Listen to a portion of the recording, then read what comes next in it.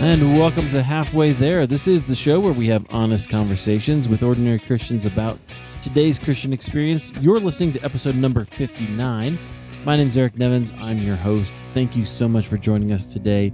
I've got a great interview lined up for you. I think you're going to really enjoy this one, especially if you've ever had trouble trusting God. Now, I know that most of us may not admit that, but we definitely have those moments. It's a normal and ordinary part of the Christian life. And you're going to hear a story about one woman who learned to trust God over time. She's going to share that with us. It's a great story. Before we get into the story, I just want to let you know that there's a resource for you out there. Anything that you hear in this episode or every episode of Halfway There, you can find in the show notes at halfwaytherepodcast.com. So just go to halfwaytherepodcast.com. You can click on the link for this week's show, and there'll be links to, like, if you wanted to connect with the guest, you can find their Twitter, find their webpage, and reach out and speak with them.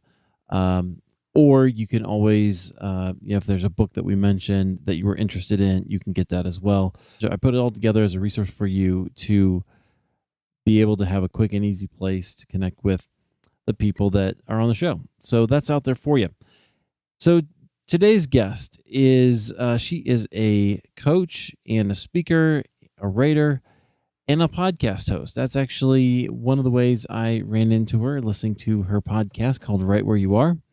And I would recommend, if you're looking for more great content, I would recommend going out to iTunes or Stitcher, wherever you can get podcasts, and download her show, Right Where You Are.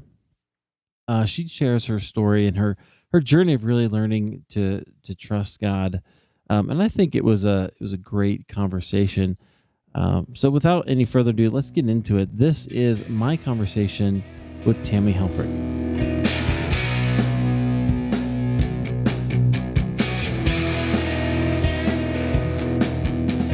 Well, hey Tammy, welcome to Halfway There.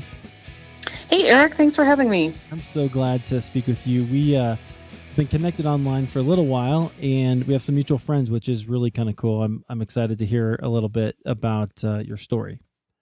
Yes. Great. Why don't you give us just a little overview about who you are, where God has you right now, and then we'll go back and dig into your story. Okay, great. So I was actually in the corporate world for about almost 20 years. I was in sales and worked for big Fortune 500 companies, and decided a couple years ago, actually started feeling God kind of moving in my life, and decided to make a big drastic move, and ended up going on staff at our church, the Orchard here in Aurora.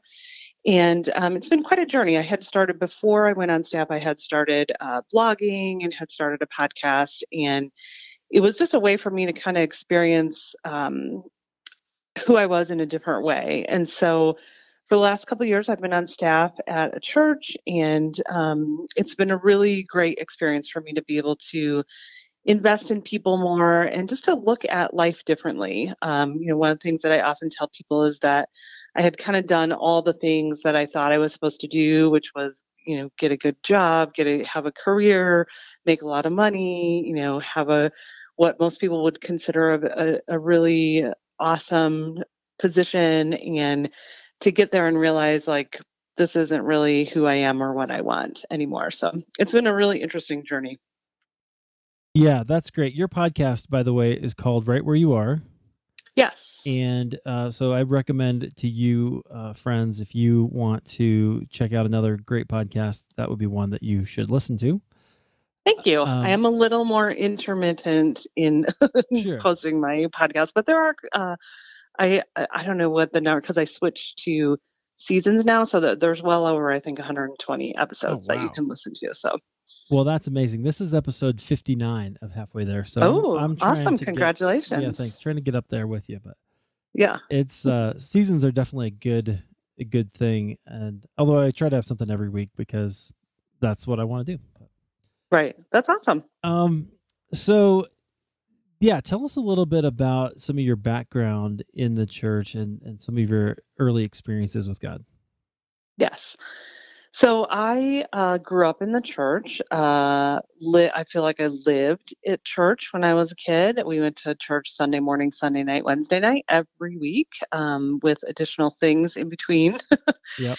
And grew up very conservative. I actually grew up in a Nazarene church in a small town, and from a really early now I can look back and kind of articulate this better, but from a really early age, I always felt God. I always felt very close, very loved, but the church didn't match up to what I felt with that. And so it took me a while until, probably in my late teens that I started exploring other churches and just kind of feeling this big disconnect between what was being said and how God was being described versus what I felt. And it actually led me to walking away from the church for quite a while, probably most of my college and into my late 20s.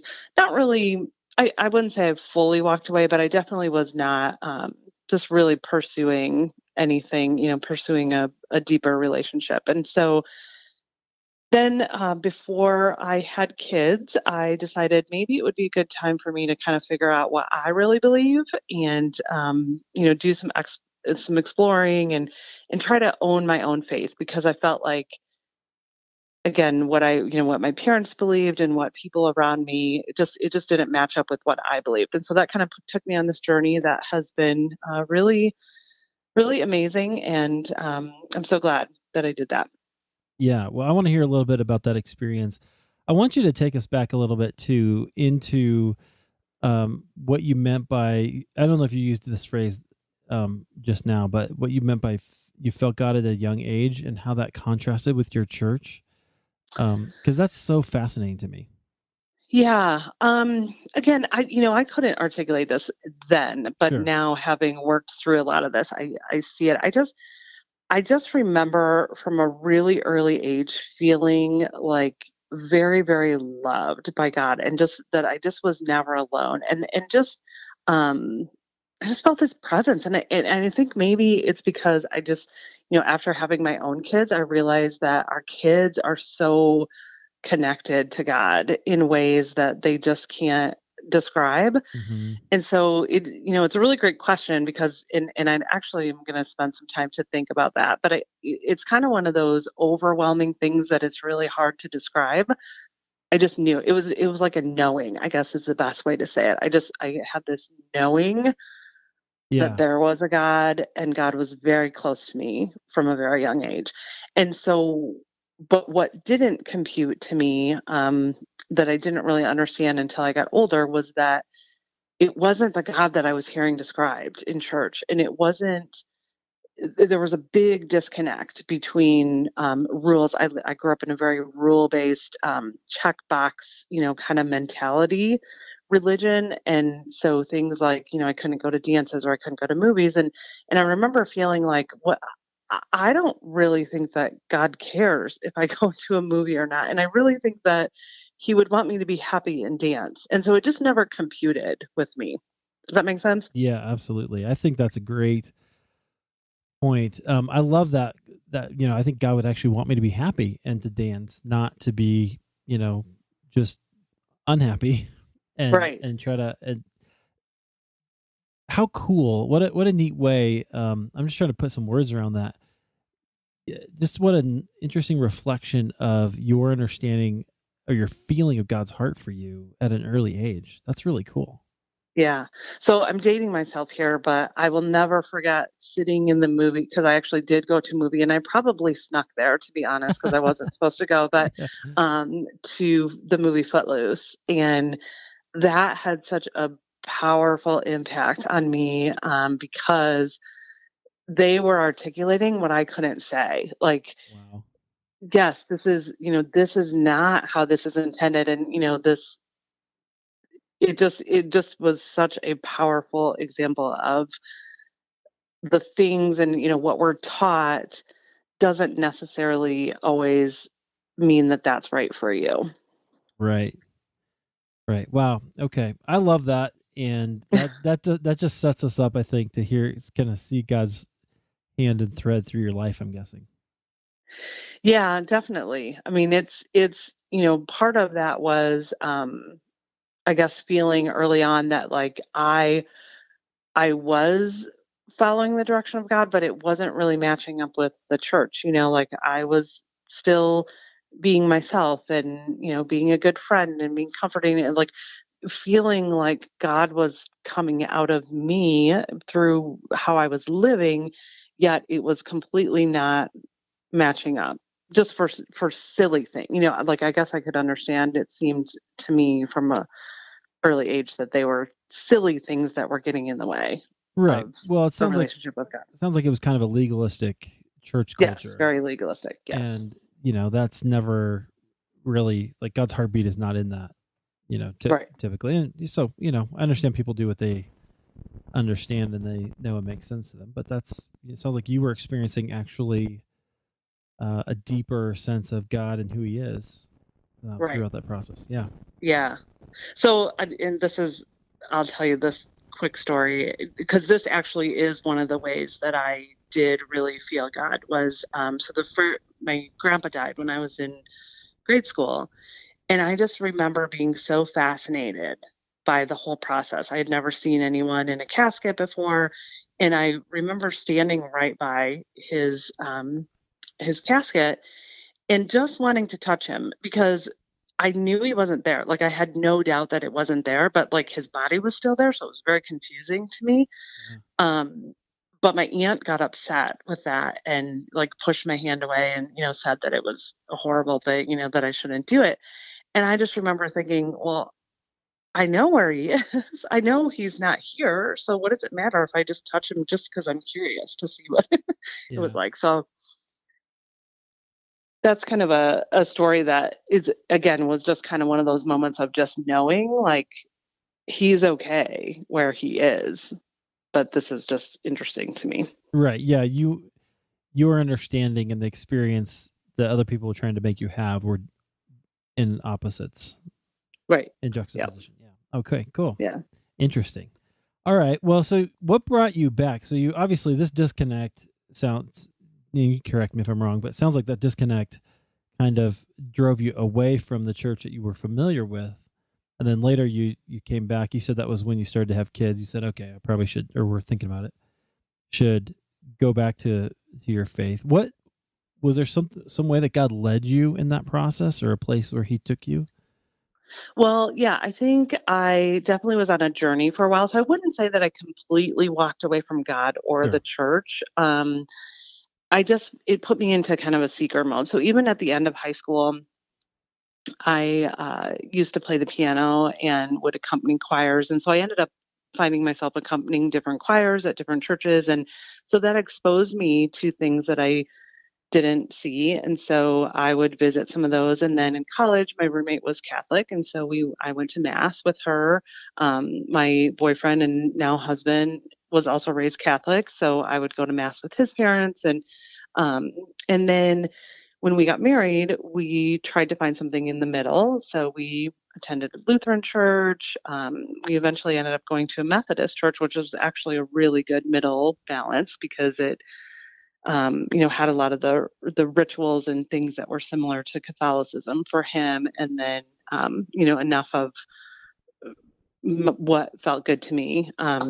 So we did that, but but it's really interesting because we had moved to Kansas before we had kids, and I met these group of women that I worked with who were probably more authentic Christians than anyone I had seen before. So they weren't caught up in a lot of things that a lot of people I knew were caught up in. And so they were a big part of that.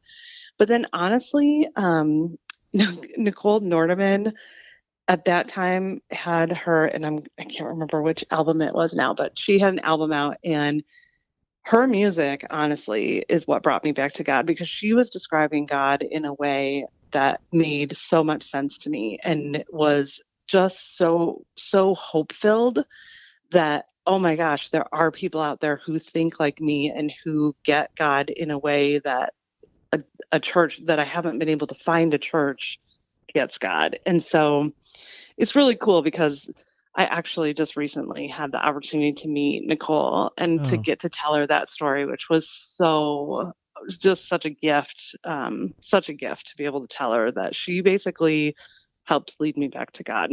oh, that's awesome. What Yeah. what a cool thing for you to express. And I know as an artist, I'm sure for her it's always nice to know that your art has helped and changed somebody. Well, it was also a really cool God moment because she was in a really difficult place. She had had a really rough week, and so me being able to tell her that, she burst out crying when I told her because it was like exactly what she needed to hear at the moment. So I'm like, okay, God, that's pretty cool. I've been waiting all these years to be able to tell her, and then not only did it bless me, but it blessed her at the same time. So Oh, it was pretty cool. yeah, that's a great God moment. You're right. That's cool. Yeah, yeah. Wow. Tell me a little more about some of this you said this group of women that you ran into that kind of understood God. How did that shape you? Well, I think the problem that I had was I felt like a lot of the Christians I knew just weren't really authentic. They were either very legalistic and just superficial is probably not the best word, but kind of, like just a really surfacey faith. And these women they were just real. They were just who they were. They looked at God a little bit differently. And it just gave me hope um, that I could figure this out for myself. Like they had figured it out. They were a little, a few steps ahead of me. They had kind of figured out what it meant to them and they were passionate about it. And there was something really attractive about that. Right. I love that. Isn't it interesting how God uses people in our lives like Mm-hmm. that? Sometimes he'll bring just the right people, Oh, to yes. kind of share those things. And I mean, just like you with Nicole Nordeman, I mean, the moment to kind of when you could say what you need to say, but also it ministers to her. That's amazing. Yeah. Um, okay, well, take us up to the next step. I mean, did you ever like run into a wall or a challenging time with God after that? Sounds like you had a good sense of who God was most of your life. Did that ever change? Um, It's okay if not, but I'm curious. well, I mean, I think the thing was then, having starting to experience this and then trying to find a community that felt the same way because it's challenging. And so when we ended up moving back to Illinois and went to a Methodist church for a while, and then we had kids and moved to our house where we live now. And so, one of the things that was important for us was just to have our kids to be raised in a faith community because that while there were lots of things that I didn't agree with, there are so many amazing things. Like I don't discount the experience that I had in church growing up. It was very formative to me. So, it's even though I knew I didn't believe some of it, there was still a lot of it that was really important for me to be able to, for us to be able to raise our kids that way too.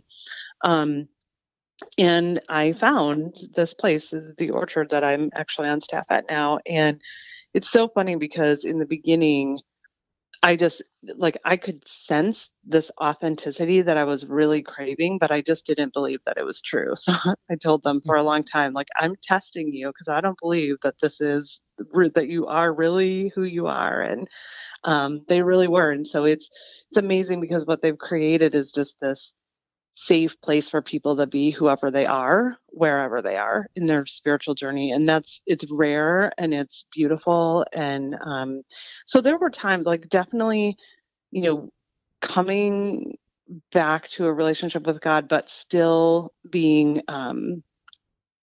holding God at an arm's length is how I would describe it. Fighting God to finally give up all control of my life. I did that for much of my life and for even years after we started attending the orchard. And so, but I finally came to a place where, God was really moving in me and wanting to change me. And I just kept fighting. And I will never forget being in a service. We had actually we do adult baptisms, and so the weekend before, I had just helped with this big party that we have that where we baptize a lot of people. And I remember being a little bit disappointed because I chose not to get baptized then, because we did, like, baptism just wasn't something we did in our church. It just wasn't something I had ever done. I had been dedicated as a child, but had never been baptized. And so then the next weekend, our pastor just felt like God was telling him to baptize people again, even though we had just done this huge, big festival and things. So they did spontaneous baptisms. And I can vividly remember standing in that service and just, God tugging on my heart, like, okay, let's just stop this game, like, stop pushing me away. And um, I felt like God, like, almost just nudging me a little bit, like, physically nudging Wow. me. And I went outside and got baptized, and it was like that was a turning point for me because it didn't change who I was, but it was me finally giving up control and surrendering and saying, okay, God, I'm done trying to do this all on my own because it's obviously not working. So that was a big, big moment for me. Yeah, that's huge. And God was there. He was pushing and saying, "Hey, let's do this together." Yeah. Stop fighting me. Like, like, Yeah. again, the image always for me is I had my hands just braced. I mean, even in that moment, I remember I was standing there with my fists clenched and, like, Wow. digging my heels into the ground, like, nope, I'm not doing it. Because I don't know what I thought. I had tried to build this life and, felt like I was doing the right things, but I could tell that God was like, nope, we're going somewhere that you have to let me lead. And I can't do that if you're still pushing back. And so it was a pretty big moment, and such a just a wave of relief and release coming out of that water of, like, okay, I don't have to try to do this alone anymore. Yeah, that's awesome.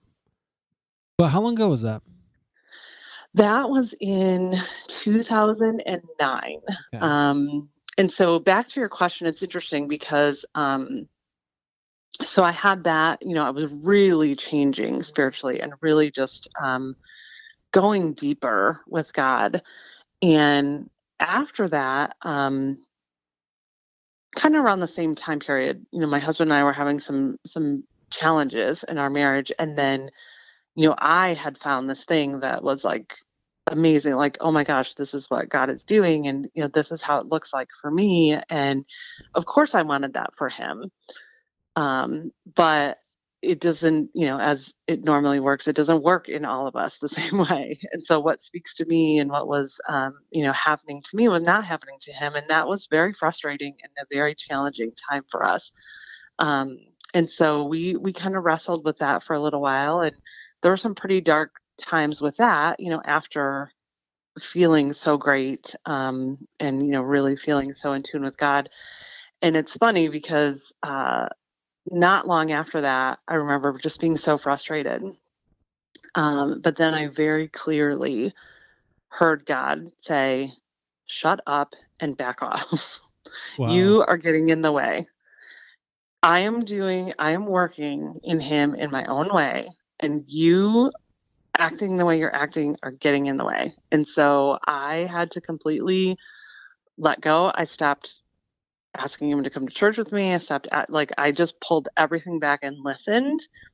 And that was amazing to see how God continued to move in his life by me doing that and obeying and getting out of the way. Wow. What a cool moment, even though I'm sure it was painful. Yeah. Right? Hearing God tell you to shut up is pretty interesting.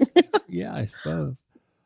But still I just when I hear stories like that, I just feel like he is just so amazing. And like he knew what you needed to hear, for one. Yeah. And he also, at the same time, he was assuring you that, hey, I've got this, right? You don't have Yep. to push it. You don't have to be the one who does it. Yeah. You And can't be the one who does it. I right, mean, that's what, that was my whole story of trying to control everything. So then trying to control what's happening in him certainly is not going to work. It wasn't working in me, and it's certainly not going to work in him because God speaks to him very differently and in unique ways that he doesn't speak to me. And so me just trying to get in the way was making it worse. right. Well, you weren't trying to get in the way; you were trying to help. But Right, because I wanted him to experience what I was experiencing, but it was, it's in your own time and in your own way. And that was actually such a huge lesson for me for everybody's spiritual journey. So it was close to home because it was my husband, but it's been very important for me with my kids. It's been super important as I went on staff at a church to understand that everybody experiences God in different ways, and there's just no one right way for that to happen. that's such a premise of the show. You know what I mean? That we Hmm. all experience God in different ways, and if I could just affirm that whole thing, so I'm so happy that you shared that experience because it's true. There we all do experience God the same way. I grew up in a.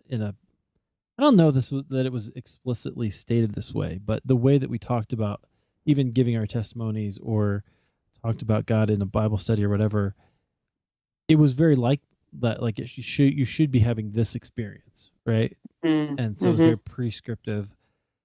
And growing up and studying spiritual formation, I learned I don't think that's necessarily true. And doing this show, I find out no, definitely not true. Right? God will Right. sometimes have that voice, and other people will say, "No, I never heard a voice, but I just could see God was leading me this way, and there I went." And Hmm. oh, okay, good, Yeah. good for you. I'm a little more stubborn, but Yeah. um, Yeah. And it's fascinating too, as the more people that I am walking with and hearing their stories, it's really easy to say, well, oh my gosh, and I wouldn't say that I audibly heard God. But other people do. And, other people see God in dreams and visions and, like it's just different. And that's what's to me is the amazing thing about God, that he speaks to us how we need to hear it and how it resonates with us because he knows our deepest desires and, the deepest parts of our heart. yeah, yeah. I've even gotten to a point where I go, okay, if God wants me to know something, I can trust that He'll let me know. You know what Absolutely. I mean? The problem is we just don't listen most of the time, which is Right. was my story for such a long time. I had my big walls up and I had my hands up because I knew he was trying to speak and I didn't want to hear what he had to say. Yeah. Wow. Okay. Well, so was there what happened? What ended up happening there? So God was working in your husband. Is that what's happening there now? He yeah, continues to. My husband made a decision to get baptized a couple of years ago as well, and he has just made amazing changes. And he experiences God. He started biking, on mountain biking around the same time, like 2009, 10. So around the same time that this was happening, and he just has been a totally different person. Like he will say he experiences God when he's on the bike, when he's by himself and in nature and riding and doing something physical, which is really interesting. A lot of guys that I talk to have that. Like, for many of us we think, oh, it has to be sitting in stillness and in prayer. And a lot of guys have to be moving to experience God Yeah. sometimes. Like and again, you could say the same thing for there's probably women that are the same thing. Like I definitely experience God in nature in ways that I don't when I'm inside my house. So again, it's just being open and receptive to how God is speaking and moving in your life. Yeah. Absolutely. Yeah, and sometimes true community for guys too has to be doing something as well. It's Yeah. like that's just kind Hmm. of how we relate. But yeah, that's Yep. good. Okay, so take us to. I'm interested in how you got started coaching because it's. I know you had some time where you moved from corporate to kind of church and kind of had to adjust. Tell us a little bit about how God did that in your life. So around the same, before the time of me getting baptized. So there were a couple of years in there that I was really feeling God saying, okay, there's something more that I want you to do. And so I want you to start exploring some passions. And it's kind of around the time that I uh, got to know John Acuff, and like his book Quitter was really big for me at that time. Getting around people within his community and him, like I remember being at his first Quitter conference and him kind of giving us permission to just to look at life differently and to do something. And sometimes I feel like we need, like you said earlier, God uses people to give us permission or to speak to us in a way.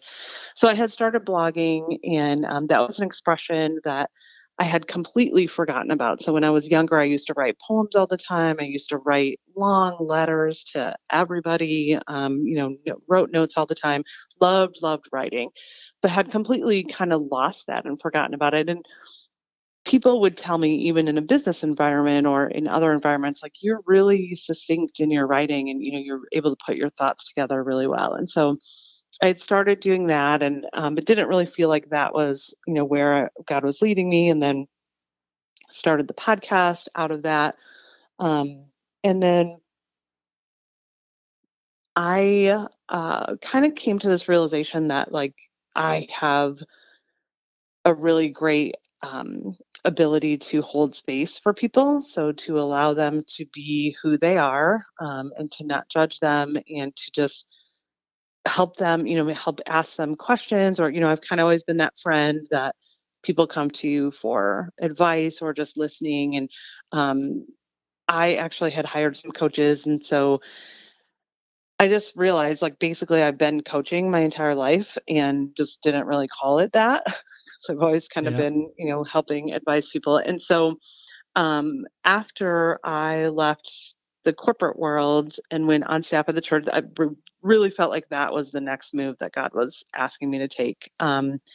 Then I started my coaching business, and um, love it. I love letting people just be who they are, and helping to really uncover kind of what's holding them back. So a lot of times, coaches are more about, helping you be more productive and setting goals and that kind of stuff. But what I have realized in my own life is that the majority of the time that we feel stuck, or that was a lot of, that's a question I ask on my podcast when I interview people, is like, what would you say to someone who feels stuck?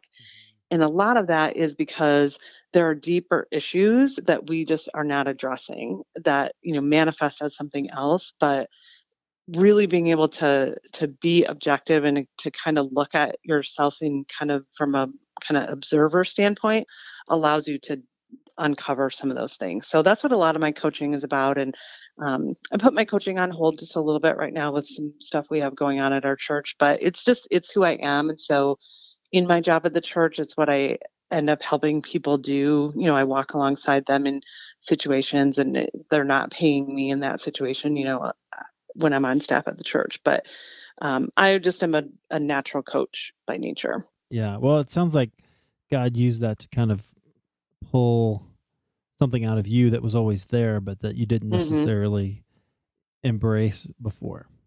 Yeah, definitely.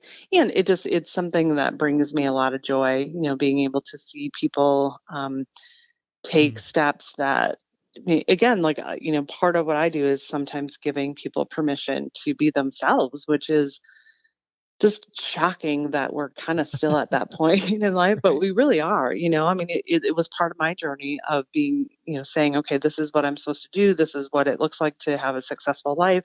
And then getting there and going, this doesn't do anything for me. There has to be something more to this. And so giving people permission to do what they love, and to look at themselves in a different way is one of the things that I love about coaching. Yeah. Why do you think most of us, or many of us, get stuck in a place or get kind of hung up in without moving forward? Oh, I think there's lots of reasons. I think that, one of them is other people's expectations of us, or even our own expectations of, this is what a life is going to look like, and this is what I'm working towards. Um, And then in the middle of it, it gets messy. I mean, if you're married, if you have kids, even if you're not, life just can be hard. And so it ends up making us feel stuck in that there's no other option out there. Like, for me, I thought, okay, I've been in sales all these years, like I'm making really great money. Like, what am I going to do that's going to be comparable to that? And there wasn't anything that was comparable to it because it was comparing things that were different. Right. So, and I think, a lot of times it's just we we also just kind of lose that belief in ourselves. If you think about when we're in high school and when we're in college, like we feel like we can take on the world and we can do everything. And then sometimes life beats us down, whether it's financial or whether it's just, not getting that job that we want, or, there's so many different things that can happen. But then it just feels like, oh, what's the point of even trying? And so it's just easier to just stay stuck. And honestly, I think that's the biggest thing is it's easier to stay stuck where you are because Yeah. it's hard work. It's really hard work to change your mindset, to change, to go against what other people are doing. I mean, I was lucky I had a lot of supportive people, but I had a lot of people who were like, what are you doing? Are you kidding me? Like, I want that job you had. Like, why are you giving that up to go Yeah. work at a church? So I think a lot of that comes down to ease. It really is just easy to stay stuck in the patterns that we have created. Yeah. I think that's absolutely right. It Yeah. probably varies for a lot of people, but I know that for me, it's been partly expectations, partly what, Mhm. what I thought I was supposed to be doing. And then partly it was just hard to kind of, and I really didn't know myself, you know what I mean? Because I Mhm. had spent so long trying to be somebody else. And then I had to kind of Yes. rediscover myself and go, oh, I don't even like that. Why am I trying to do that? I should do this, or Right. whatever. That is a huge piece of it. I mean, honestly, that's what a lot of my coaching is helping people because that was my journey. Okay, what's really important to me? What do I really love? And we don't ask ourselves that. Like, what do I want? Right. What do I want? I hadn't asked myself, especially after having kids and then, being crazy, busy schedule and all of that. We don't ask ourselves what it is that deep down that we want. And some of that comes from religion too. Like you're not supposed to ask yourself what you want when in reality, I believe God puts those desires in our hearts. And so it's when we're asking what we really want, we're asking like what does God really want for me too? Because most of the time they're aligned. I mean, Yeah. sometimes they're not, but so Well, I think we just don't ask ourselves that. right. And I think there's a difference between what I would call design. My coach has a program called Design Discovery, and it's really good. So I kind of use that language, but it's the way God Hmm. designed me. There's a difference between that and morality, right? And I think we're getting those two things kind of confused. Like there are Yeah. things there are desires that are not moral, but how I want to work and the kind of work I want to do is not a moral question, right? If my family can Right. eat, it's not a moral question. It just Right. embrace it. And um, I don't think we I don't think we always do that very very well. I know I didn't, so that was kind of my No. experience. Yeah, I agree. Separate those. Wow.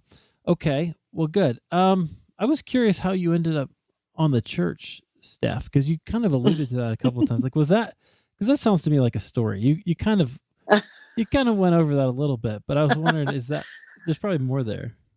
Yeah, there is. So, and you'll probably recognize a theme here of me not, wanting to do what I feel like God is leading me to do.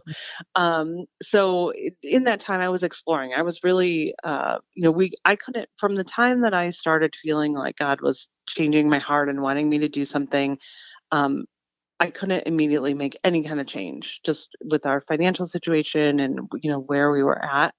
I couldn't leave my job. So, um, that kind of led us into a couple years that we call strategic readiness, which was basically like, okay, how do we align ourselves? How do we like make sure that financially and all of these things are put together so that when I know what it is I'm supposed to be doing, that we'll be ready to do it. And so that's a really can be a really frustrating point in your life too, when you're feeling like you're supposed to be doing something else, but you still have to keep doing what you're doing and Amen. you're feeling differently about it. um, but it was interesting because I felt pretty early on, I felt God saying to you, like, okay, you keep saying you want to make this big impact for people and you want to do all this stuff. Would you look around you right now in this environment that you're in? You're around people every day. You have coworkers, you have customers, you have clients. Like, there are people you can be making an impact on right now, but you need to wake up and pay attention to them. So that was a big wake up call for me, and led to a lot of amazing stories that I could say. But so during that time, then my pastor had always wanted, I had been really involved in our church and volunteered. They basically had me on like a staff position that was all volunteered, which was great for them. But so they knew me well. And he kept saying, I really think you're supposed to come on staff. And I said, nope, no way. I have no desire to work on a church staff ever. And and truly at that point, I didn't feel like God was saying that was what it was going to be. So he would, joke about it. And then finally, at one point, he said, okay, we have to explore this because I still feel like this is something that is supposed to happen. And we'll never know. He's like, so let's just explore it. And if the answer is no, then the answer is no. And we take it off the table and I'll stop asking you about it.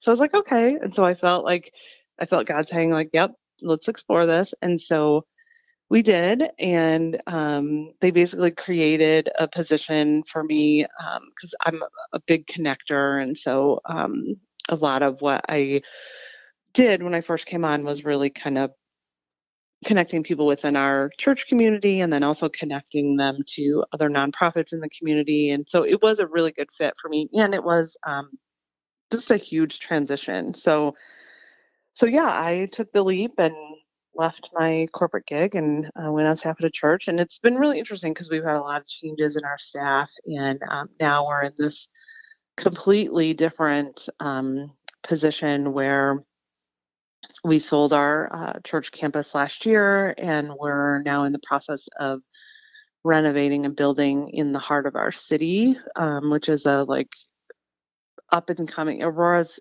like had a bad reputation over the years, but now the downtown area is really being reinvested in and reimagined, and we're on like the very forefront of that. Um, so it's just been really interesting to watch this flow that God has had us on of like, now I absolutely know why I took that leap and why I'm supposed to be where I am. Because my skill, my business skills and things that I bring that are not ministry related are being used very heavily right now, which is just an interesting place to be. So that's the long answer to your question, No, how I came on staff at a church. that's a great answer. And I'm sitting here, you can't see this, but I have my arm in the air because I'm cheering for you. Oh, I love that you don't have a traditional ministry background, right? But God is using you, and yeah, he's taking all these skills that he built up in you and put you through in the corporate world to create an impact in Aurora, yeah. which is awesome. Like that I just got chills. I was like, that's the Oh. best because God does those things, and I love the way that he's using you. And anyway, I just think that's amazing. Oh, thank you. I appreciate that. Well, it's, even before I left, I really, because I was pushing back on the like, I don't want to become a pastor and I don't want to be like put into this ministry Hmm. box. But God really helped me see that everything that we do is ministry. I mean, especially when I was in my previous job, the ways that I was able to just have relationships with people and the exposure that I had from, being around them, God was able to use me in that. So I really push back on like there being, specific ministry. Yes, a church is a ministry, but there are people all throughout our community that God is using in really unique ways who don't work on staff at a church, So it's just a really interesting way to look at it. Yeah, I think that's awesome. So very cool. Thank you. Well, what else? What's God doing with you right now? Oh goodness.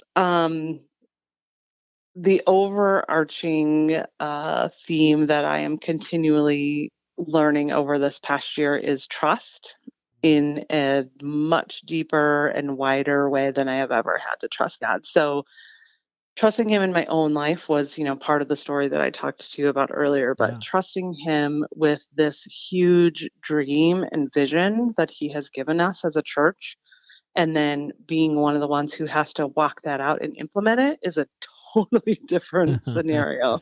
And leading an entire community of people into that is also another thing. So, what we're doing is very different than what a lot of churches are doing. We're creating we're not going in as a church. We created a separate nonprofit. We're creating a 7-day-a-week social space that can be used to help foster creativity and culture and bring who we are into the heart of our city, not directly attached to our church. Like, our church will meet there, but it's not about our church. And so it's a huge dream, and one that requires continual trust and grounding and staying in line with the spirit, because this whole, I could spend the whole next 30 minutes telling you the story about how God has orchestrated all of this. I mean, to mind-blowing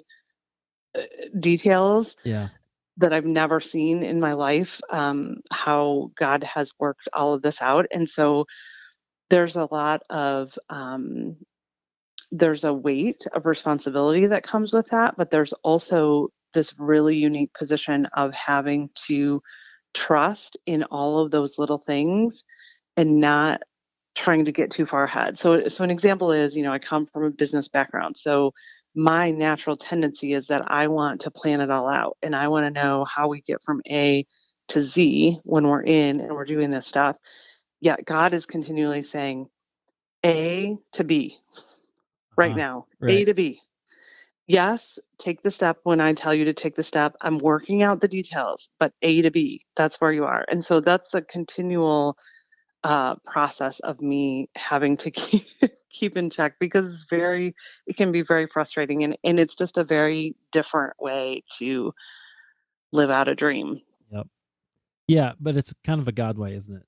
Step by step. Oh, it is. Absolutely. Absolutely. And it is an amazing story, and it is a gift. It is so I think that at least my tendencies are, again, control, as I've said multiple times on this podcast, is a thing for me. So continually releasing that and saying, "Okay, God, what next?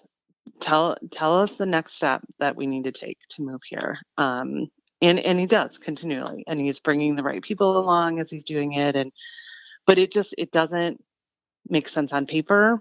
It doesn't make sense to, like, a lot of people, in the traditional business world. And so it's me kind of rectifying those two worlds right now. Yeah. Yeah, which is good because your background definitely comes in handy, and God Yes. has you there for a purpose because of it. But at the same Yes. time, he's he's always out of left field, right? So he's Right. always got something else up his sleeve that you got to be ready for. Right. Exactly. Very cool. So, Cool. Well, that's really great. I appreciate you sharing your story. Is there anything you want to leave us with? gosh, I just would say to embrace your unique story with God. Like, God wants to do something in and through you specifically, and it doesn't have to be this huge big thing. I think that's the problem that most of us get into.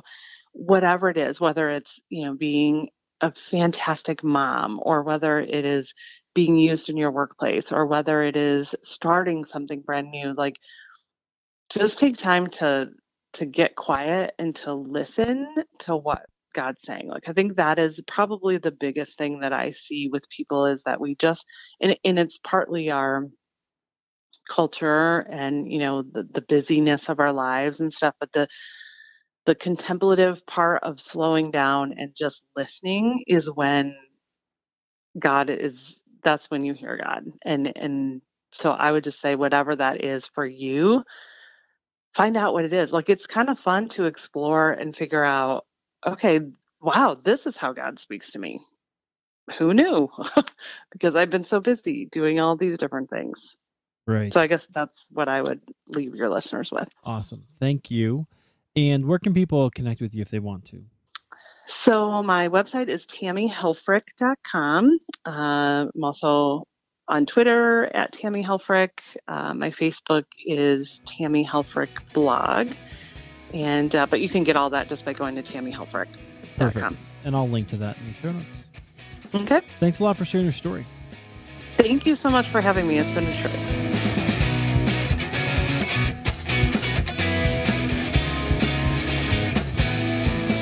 Hey, Tammy, thanks for sharing your story with us. I really appreciate that. I appreciate your journey of trust and loving the Lord. And that just really does encourage me, especially as somebody who's been in the corporate world for a long time with dreams to go elsewhere. It encourages me to keep trusting that maybe God is leading me in that direction as well. Guys, if you want to connect with Tammy, I want to refer you once again to the show notes at halfwaytherepodcast.com. Links to her website and her all the things that she mentioned are there. I hope that you will definitely do that if you enjoyed this conversation. If you would be so kind, go out to iTunes, leave a rating or a review, and be sure to follow the Halfway There podcast Facebook page so you never miss an episode. All right, well, that's it for this week. Next week, we have another great episode for you. Until then, keep the faith.